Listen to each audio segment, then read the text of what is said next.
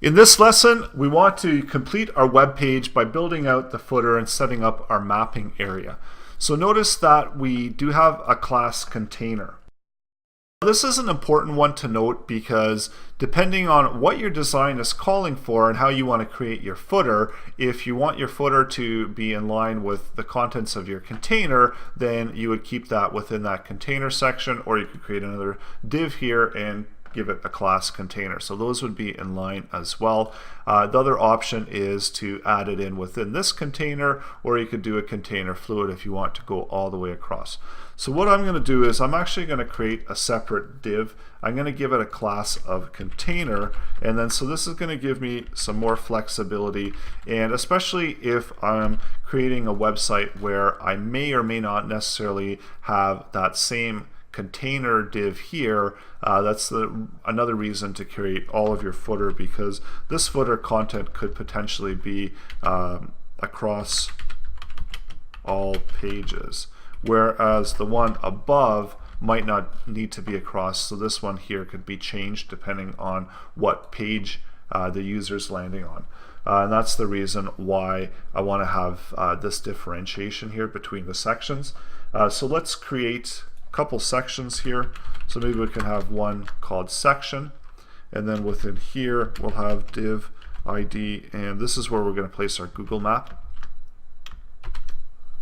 So that's going to live within this element, and then just below that maybe we'll have something called footer. So this will be our web page footer, and then within here we can add in our footer content. So again, this is going to be going across the entire page. So I'm going to just create a div here to hold the contents of it, and maybe we can do our copyright and company name or something like that, or website.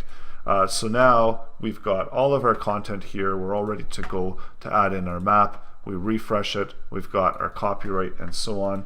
So typically with the footer you might have a different color or so on. So let's add in a class and background, and we'll do primary. So maybe you want to have a blue background to your footer, so you can do it that way as well. So really easy to make these adjustments, or of course you can set your own classes within your CSS. So let's just call this footer.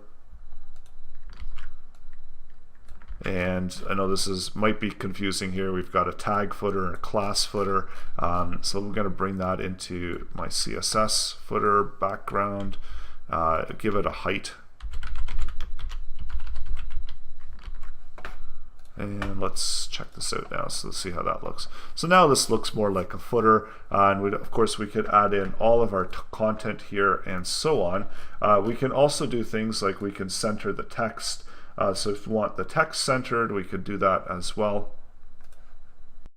And with Bootstrap 4, we also have the option to center our text depending on our screen size. So this is new again, but I think for this instance, we're just going to do text, and we're going to just specify XS.